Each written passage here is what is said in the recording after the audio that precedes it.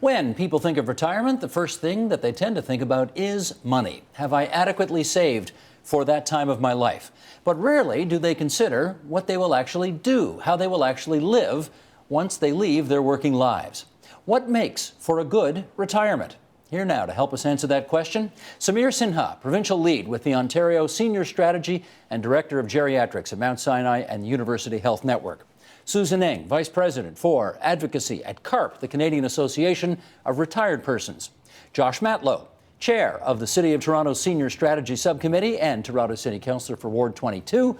And Louise Binder, retiree and healthcare advocate. And we're happy to welcome all four of you here to TVO today.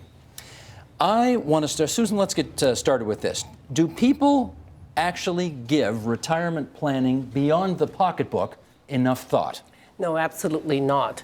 Because so many people are consumed with what they're doing and loving it, then not doing it is suddenly something quite alien to them. And quite often people, of course, worry about money, whether or not they're going to be able to keep up the same lifestyle and so on. But then they have other challenges, including health challenges, including filling their time, feeling useful. They don't realize how important their work was, how much they defined themselves according to what they achieved at work. Whether they liked their job or not, they were still defined by that work. So I think there's a huge psychological shift, and it could be why this generation of, boomers approaching being seniors are people who keep working. They keep working because they love their jobs, they have a lot to contribute, they don't see a good reason to stop. And if you can, why not keep going? Well, Is that the idea? So, and I think that what is changing, however, is what people are demanding from their jobs. They try to make more of it, not just punching the clock, but choosing something they actually want to do. They might change a job. That's something new. People think, well, you work 25 years in one place, get to watch and leave.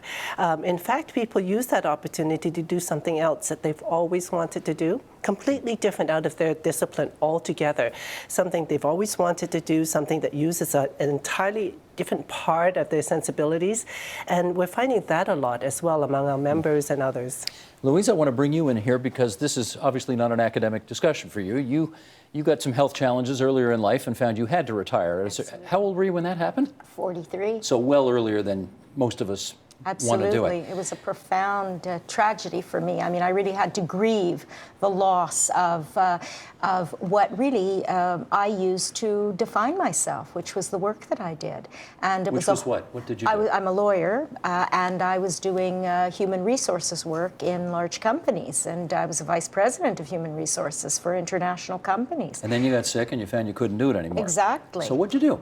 I made some choices. One was, you won't like to hear this, I decided that one thing I was not going to do was to sit around watching television. Oh, that's a terrible decision. I know. And I wasn't going to spend my life at the computer either, that I was going to somehow find meaningful things to do within the health challenges that I had that were reasonable within those challenges. How long did it take you to sort of figure out, I have to redefine, as Susan was suggesting, who I am and what I want to do? Took quite a while, and we don't realize in a practical sense that having a job gives you know what you're going to be doing with your time, and suddenly to have to make those decisions yourself. What am I going to do today? We think it sounds simple, but in fact we're used to somebody else actually defining how we will spend our time. Well, and when we suddenly have to do it, it's what will I do? And to be self-motivated is very difficult at the outset. Josh, can you weigh in on this from your vantage point of having watched it at City Hall and being in charge of the sort of the senior strategy at City Hall? From your personal experience, anecdotal experience, seeing constituents, seeing people across the city, how are they doing? It depends who you ask. More and more of us, certainly the baby boom generation, is coming to an age over the next 10, 20 years where they're going to need our city to be proactive now. This is why we're preparing a strategy for them. But there are many seniors today who are struggling to even get around the city, let alone access services. I'll give you an example. On Mount Pleasant Road, very nearby the station, the bus service was cut only a couple of years ago during the evenings. There are 4 or 5 seniors' homes there. There's a small library that also has been considered for closure. And unfortunately, the city for far too long has just looked at whether it be how many riders get onto the bus or how many books are circulated through the building, rather than looking at the context of who uses them. And ironically, I even held a transit town hall recently where I had a senior call me and say, I live on Mount Pleasant, I can't come because I won't be able to take the bus home. And there are also many seniors who go to the local library because it's their community center, and it has a big positive impact on isolation in the neighborhood too. So it really depends if you have access to transit, if you have recreation or libraries or other community spaces nearby, if you have access to education, et cetera. Let me jump in. When they came to you with those complaints that if you take this bus service off, this will be the result, what'd you do?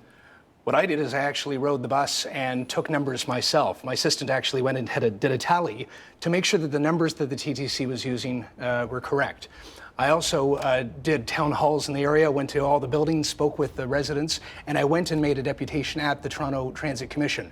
I told them not only were the numbers were wrong, never mind even the context. Lowballed?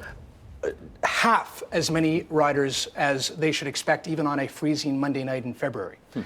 Also, they didn't consider at all the fact that there were 4 or 5 seniors' homes. 2 of them are Toronto community housing buildings. That wasn't even part of the dialogue at the commission table. I made my submission. I've continued to fight for it. Unfortunately, they were under enormous pressure at the time. You all may remember when the city was going through a period where they were just saying, cut everything, cut everything, cut everything, never mind the impact on people. But I'm being a bit of a dog with a bone on this one. I'm not going to let it go, and that's one of the reasons I'm raising it today. Do you think you can restore the service to what it was? I'm committed to. I want that to happen. It's up to the TTC, though, but I'm going to continue advocating. Yeah. Okay. Samir Sinha, give us this from your vantage point of healthcare. You obviously start seeing people who are retired in their presumably 50s and 60s, all the way up to their 90s and 100s. Absolutely. Give us a sense of how that continuum works in terms of people actually planning for a retirement, not financially planning, but just what to do with life. We have to remember, in 1900, your life expectancy was 51. When we actually created our social security system, we've come up with this age of retirement of 65, mainly because people weren't going to live any longer than that. Now, 2/3 of the people in the world today who've made it to 65 and older are alive. So we have more people living longer than ever before, and we should celebrate that. But that also means that when people are entering their retirement, when you turn 65 in Canada today, you're expected to live another 20 years. So it's something that sociologists like to call the third age. And it's the question is, how do you approach that? And, all older people are created differently. I have 103-year-olds who put me to shame right now. And I have 65-year-olds who are quite sick and quite frail. I think the way we approach it has to be very open-minded, because we have to think about what are our health concerns, how do we keep healthy and keep active, and there are things we can do to actually extend our life, but also make sure it's quality life. And then we also have to think about where are we going to live, what are the services that we're going to need to have to be there, like Councillor Matlow just said, in order so we can stay engaged in our retirements as well. I should call him Councillor Matlow, shouldn't I, instead of Josh? I like Josh to be a bit formal. Feels a bit too familiar, but we've known each other too long. You and I have known each other a long time, and TVO is actually in your constituency, Indeed. so you represent us, so to speak. Tell me the story about Baycrest, because your interest in seniors is not, recent. You go way back. Well, and it's not based on my current age, although if I continue to take care of myself, God willing, I will be a senior eventually. So it's not completely altruistic. I hope to be able to benefit from the services we provide now. But when I was 13 years old, my parents admittedly forced me under duress to volunteer at Baycrest Home for the Aged. And I thought I was going to go in there and maybe help some people and contribute over a summer. What I learned from that experience was that it wasn't just me learning or giving to them. I learned a lot from their experiences. Not only were they more than happy to share their life experiences, such as that the regrets that many of them had were not things that they tried and messed up on, but were the things that they never did when they could have. And I really lived my life in a way that it reflects the experiences that I had that summer.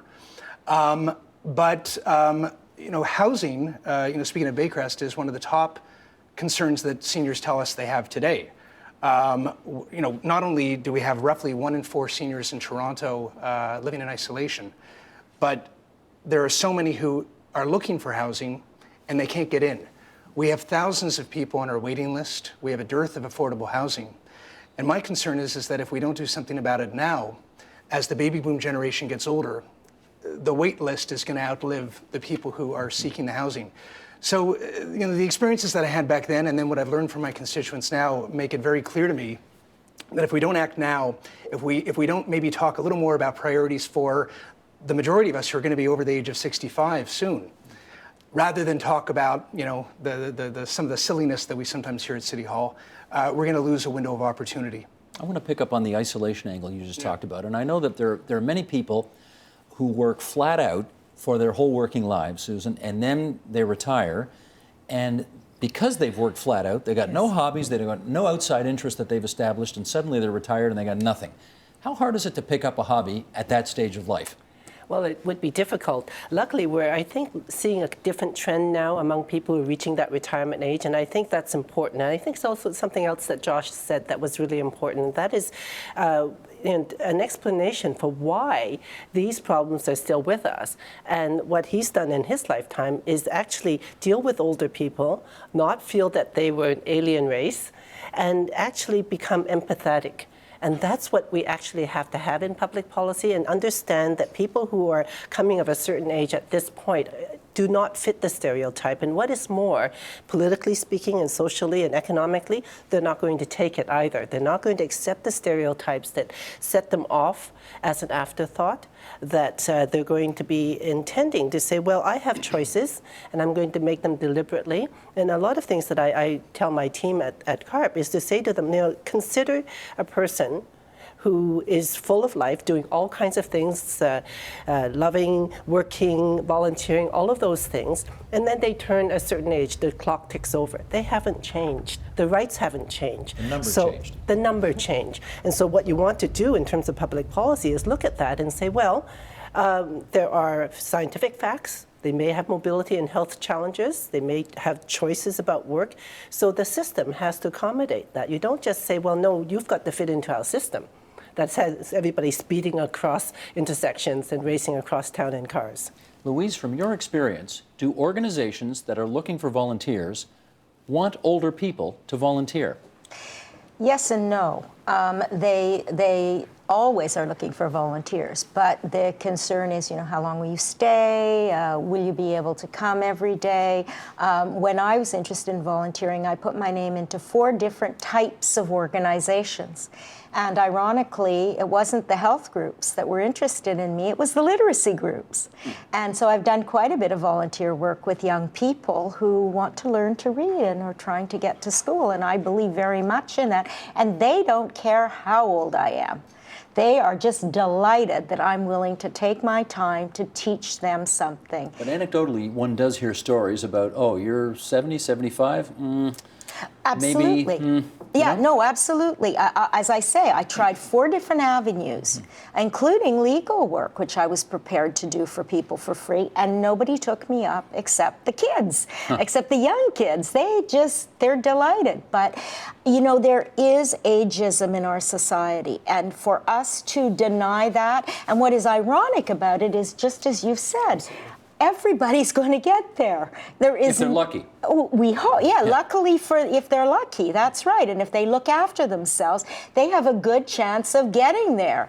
And we should celebrate that, not be frustrated because I may not walk as fast as somebody else. Susan, the follow-up with you is, how well does society do at providing opportunities for older people, not volunteering, but actually still in the workplace? Well, they're doing a poor job of it. I would like to say that things are changing, but not nearly fast enough. We do get calls, by the way, from older Canadians from across the country, and they're in their 50s.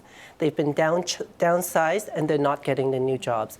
And what we hear back when we talk about making opportunities for older workers, the things that employers should value about an older worker who has a lifetime of experience, informal networks, and so on, that could give your company a competitive advantage, unfortunately, the age-old stereotypes work in the workplace as well.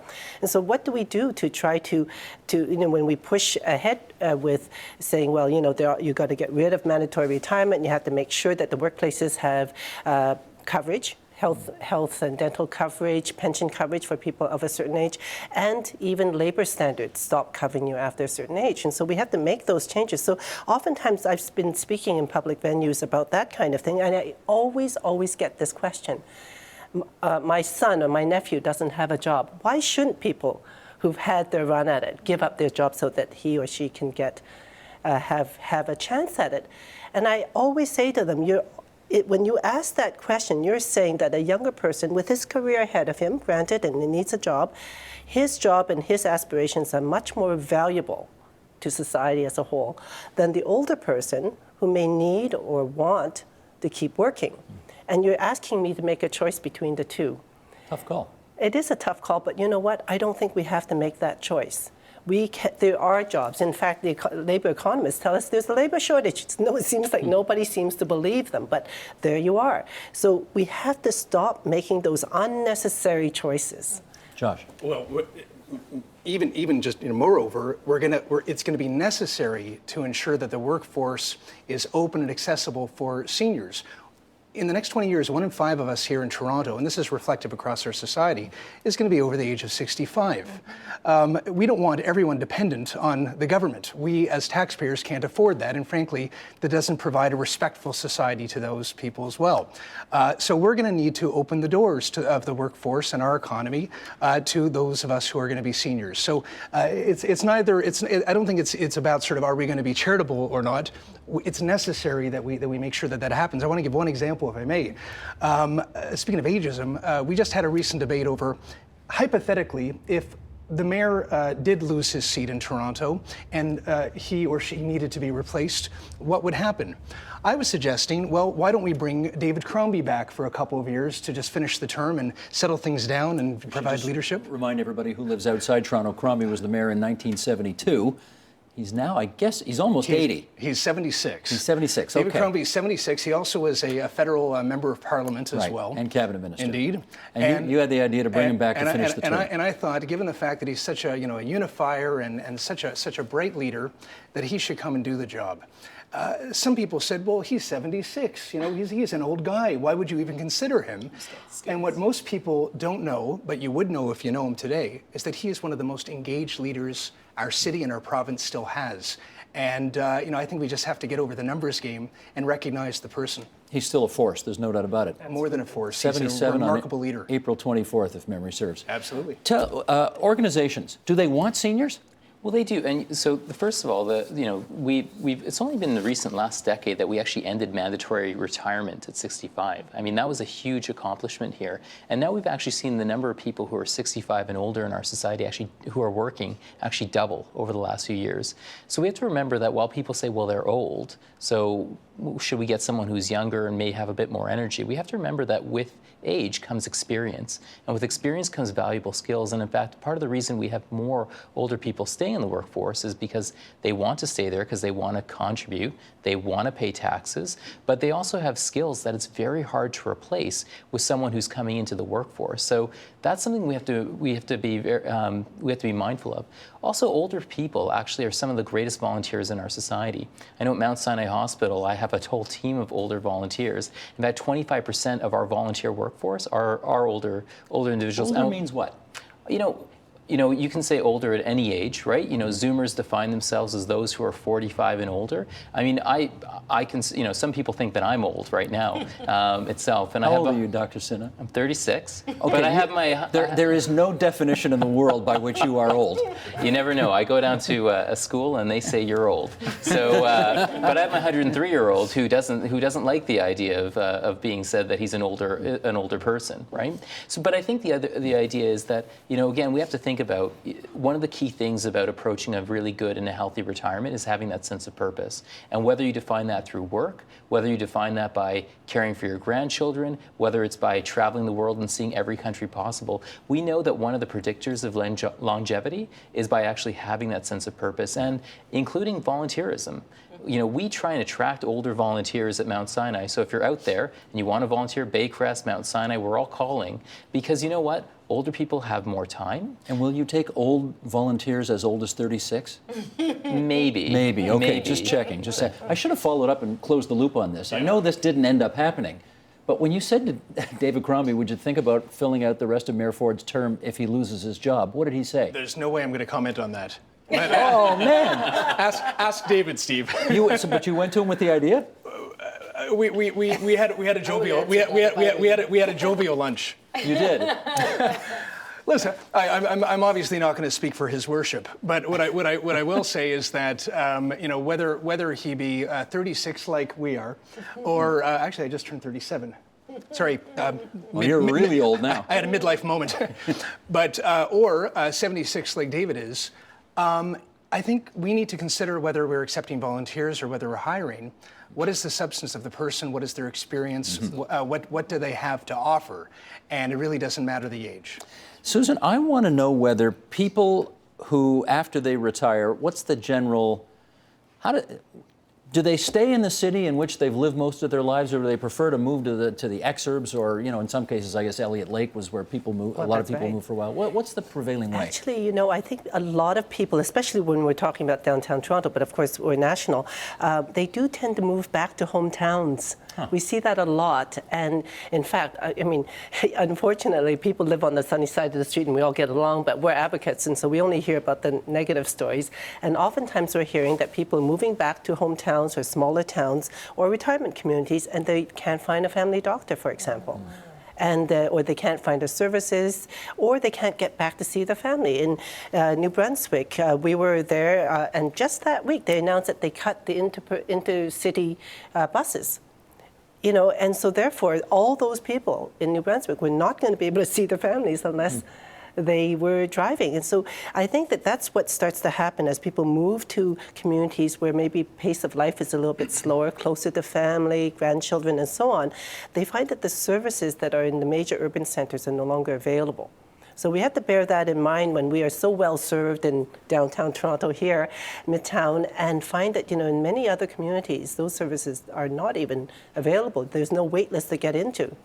Louise, yeah, go ahead. I really would like to jump in here because I think the other reason that people move out of the big cities is cost of living. I mean, I'm thinking about that. I want to stay in your ward, of course, but it's an expensive one to live in.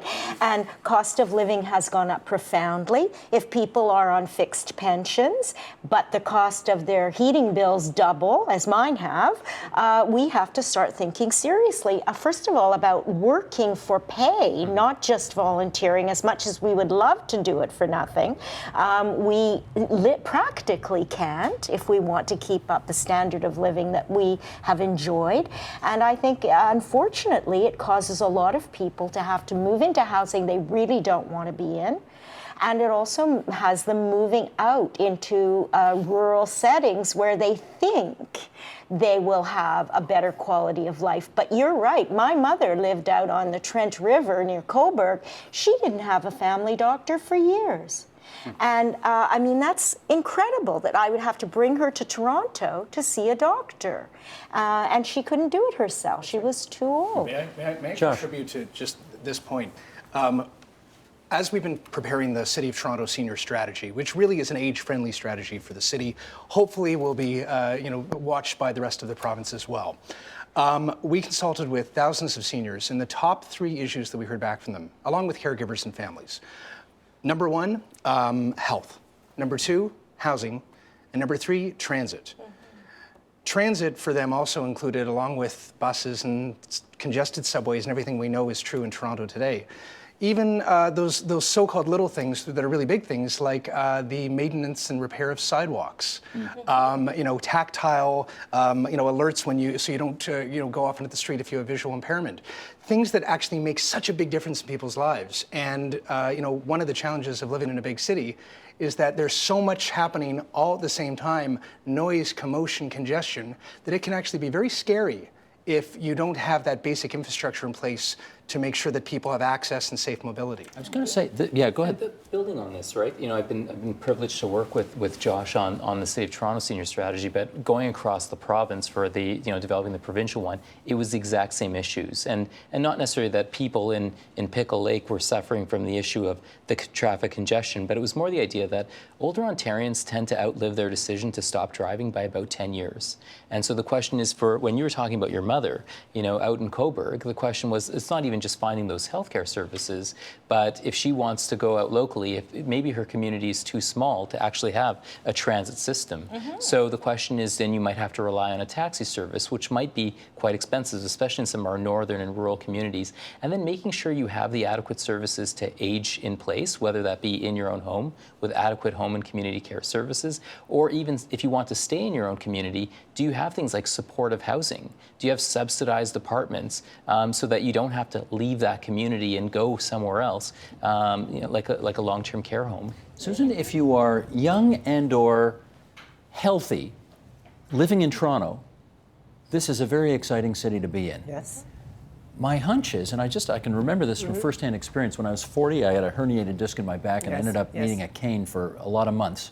And I can tell you, when you don't get around too easily, this is a scary city to live in. You're absolutely right. And what you're touching on is something that we've recommended in our age-friendly policy, which is age mindfulness. That is, look through the prism of this person who may have mobility challenges, health challenges, income challenges, and also a desire to continue to participate in civic life.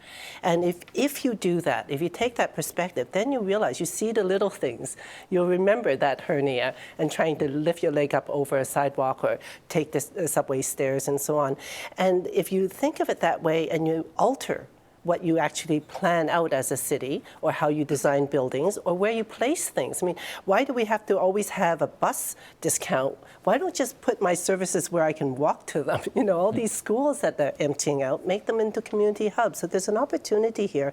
If you take the perspective that it's all inclusive of ages, not just doing any favors for seniors, then you create a city that is inclusive. But I don't know, Josh, how you do it, because on the one hand, you want a young, vibrant, quick-moving city because it's exciting and it's fun.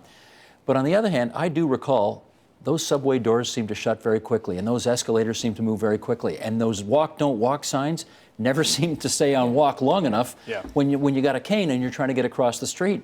Can you find the sweet spot and design a city that kind of satisfies both needs? Absolutely. And, you know, frankly, whether you are a senior with mobility challenges, you are a middle-aged person in a wheelchair, or you're a young mom and dad with a stroller, you want a city that is accessible to you. So it doesn't matter if you are considering the kind of infrastructure that we have in our right-of-ways, or how we build our parks, to the built forms in our city. It's good for all of us. And I say again, as I think we all have reiterated, you're young now. You might be, you think that this is the good times like this are gonna last forever. But I've got news for you. We're all either going to, you know, get older, and that's a good thing, or we're not gonna make it. But if we are fortunate enough to get older, then we're gonna need these kind of infrastructure and services that we're preparing now. So it's not just for somebody else, and I just remind everybody to think that, you know, this is why it's a priority for all of us today. I get what you're saying, but on the other hand, you know, this is a city that needs to move quickly in order to develop economically, in order to satisfy all of... quickly, but not over people. Yeah, and Steve, I'll give you an example. So you're talking about a city that needs to move quickly, and I think the ultimate city we think of sometimes beyond our Canadian ones is New York City. But New York, actually, they implemented a whole age-friendly policy, and including that they actually have longer walk times at their intersections than we do in Toronto. They purposely lengthen them to allow people to walk through, because again, it's those sorts of things they realize it's important to keep their city accessible, because again, if people want to live there, if older people want to live there, maybe my mom and dad are going to move to Toronto because they'll want to live here, and then if I have grandchildren or children one day, you know, they may actually want to help look after them, et cetera, and participate in other things, which again just reflects how older people are so important to our society and why we have to make sure that they can actually enjoy the city as well. Okay, but if you want the trains to run on time and frequently and get people to work during rush hour, you know, you got to keep those doors opening and closing pretty quickly, don't you? When you actually have a traffic fatality, right? When you start having accidents, and this is why New York lengthened their actual because if you don't have that, if you can't walk across in time and someone has a fatality, that slows everything down. So it's how do you keep things exactly? So this is, you know, so while people think, well, why would we make that compromise? It's actually supporting all of us. It's smart policy. You got a little kid, right? I do. 3 weeks old. 3 weeks old. Yeah. Congratulations. do the walk, don't walk signs go too quickly for somebody who's pushing a stroller of a 3-week-old? It can be, especially in this weather. And by the way, she thinks I'm probably ancient. No, those signs say walk, don't run, run. Absolutely. But right. and part of the work that we're drafting now for our senior strategy considers the crossing times for our streets and all sorts of related issues. The bottom line is we all need to move quickly, but we shouldn't make it that only a few of us get to. We all want to be able to be mobile in our city, access each of our buildings, be able to have services nearby our homes. That's a great city. And I just, I don't think any of us who at least are thoughtful believe that we should be building a city for one group or another, especially when so many of us are going to be part of the seniors group not too long from now. Let me see, Samir, I want to tap into your knowledge here as somebody who works across a whole wide range of ages. Right. Is there typically an age at which people are reasonably healthy, reasonably energetic, and then they hit this number, whatever that number is, and suddenly you can see them visibly start to slow down, decay, etc.? One thing I remind my patients is I say to them all the time, age is just a number. Right? It's you have a chronological age, but really whenever the one thing I love about geriatric medicine is that I get to look at the whole patient. And I look at their capabilities, and I also look at sometimes their limitations, and we're always trying to maximize function. So we know that as we get older, as I remind some of my patients, my 94-year-old the other day said, "Why is my hip having so much pain?" I said, "It's a 94-year-old hip." 94 years old, and I right. said, "It's called mileage." And she laughed, and she said, "Good point." So the key is that everybody ages differently, and I think that's one of the nice things about our society, but understanding that everybody will struggle with illness at different ages. Louise struggled with illness earlier than most Canadians would, but the key is we do know that the key elements to living a long and healthy life are if you don't smoke and lead a healthy lifestyle, if you exercise regularly, and you maintain good social networks. So staying socially connected to so many others and having a sense of purpose. The great study just came out in Sweden following people, 1,800 older adults, 75 years of age and older for 18 years, and they found that those who just followed those basic things lived 6 years longer than those older Swedes who didn't. Now, does connected meaning you're on Facebook, or does connected meaning you actually get out of your place and you go see people and that kind of thing? So they looked at that, and they basically talked about meaningful social connections. So I would say we're more socially connected than ever before with Skype and Facebook, but Skype doesn't hold your hand.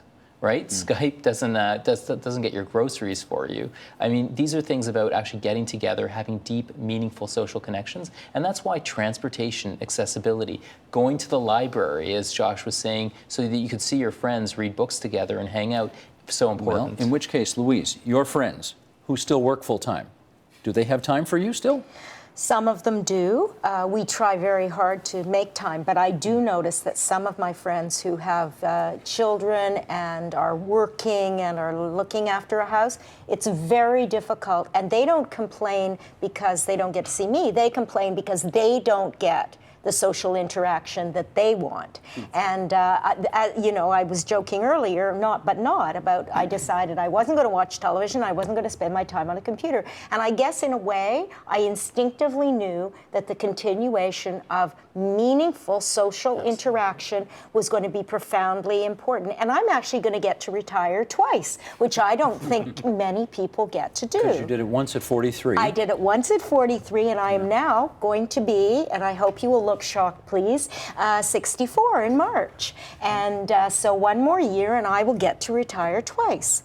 So it's a very interesting phenomenon, I'd like you to know. Do you give much thought to, did we all look adequately shocked when she said that? I'm just Please checking. look adequately shocked. Thank you. I wonder whether you give much thought to the question that I just asked Samir Sinha about, is there a magic number at which it starts to fall apart? Do you worry about that or think about that? Of course I do. I think one of the things that's profoundly important is keeping not just our bodies going, but our brains.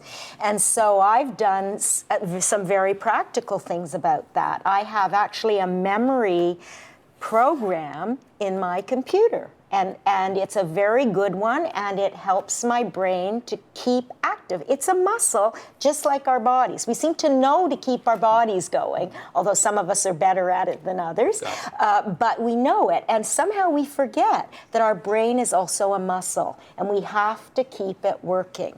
I wonder, Susan, if this is going to be different for this generation, because boomers are, let's face it, they're different from any group of seniors that came before, right? Absolutely. And you know, the thing that I like, particularly as an advocate, is that they stay politically engaged. Civic engagement is still really strong. All right, they're the group that votes all the time. It is still true, but they vote deliberately. They hold politicians to account. They pay attention to the challenges. And right now, as we're talking about, for example, today, you know, the Revenue Canada deciding they're not going to send out paper returns anymore, that kind of engagement with the institutions that shape our lives, they're starting to push back. They're saying, you know what, the institutions that I pay for, that shape my life, that affect my health, affect my well-being, my laws, my legal rights, and so on, I want to talk to somebody about this. I don't want an e-newsletter. I don't want a form to fill out. You're going to deal with me directly. And if you're not going to deal with me directly right now, we'll see you at election time. I think it's that kind of constant pushback and pull that actually is covering almost all of our members, from 50 to 90 to 100. And that's I think, a defining difference of this group. Remember, the boomers came through the 60s and 70s, a time of great political and social change and engagement. So they're carrying that on. Do you find in your practice that boomer patients are different? I think as we age, and I think the younger group that's now entering into their later years, they're definitely more interested, and they're more interested, you know, in wanting to stay healthy and stay active. So I think it's something that we have to really think about, because they're constantly, especially as they're actually dealing with aging parents in the hospital when I see them, or as caregivers, that sandwich generation they like to call themselves. You know, they're watching their loved ones age in a society that's not elder friendly, and they're starting to say, you know what, it's going to be different for me when I come through, because it shouldn't be like this. We should have these services. We need to have those things in place. I wonder whether you see enough evidence of a society, since you represent people here, that is adequately elder friendly. We just are all about youth and sex appeal and all that. No, you know, everything from the kind of clothing that you're supposed to wear, to the looks that you're supposed to have, to the surgery that you're supposed to have to not look like how you're supposed to look. And although you don't need anything. Thank you. But I hear that a lot from seniors. I mean, even when we were going out and doing a lot of consultation on seniors' issues, one of the greatest responses I heard was, what do you mean seniors' issues? I want to talk about, you know, this or that, or arts and culture, or environmental issues, or, you know, it's not even just one group that we should, you know, throw them all into, like any group of people in our society. But many more baby boom generation people who are moving into the seniors category are also very computer literate, and you know, just to connect on the political activism, they're very engaged, and they know that they should be, and they know how to be. But there are many others who say, you know, we want you to reach out to us, and part of our strategy is also going to be, how does the City of Toronto, as a level of government, reach out to our seniors? And lastly, one big issue that I hear is that one of the challenges that we've had to get a lot of age-friendly initiatives through to fruition is that different levels of government don't work well together. They either play the blame game, or one doesn't give an allowance for something, or somebody doesn't write the check that needs to be written. And one of the things that I really appreciate how we're working together is that we're trying to have the Ontario and the Toronto strategies work in concert with each other. So if we need to, let's say, have a school which is under a school board purview, that the city and the school board and the province can work together to create community hubs where students could possibly use that building during the day, and then there might be seniors activities, educational opportunities at other times. That's just one small example of how levels of government also need to work together to be adequately accountable to our common constituency.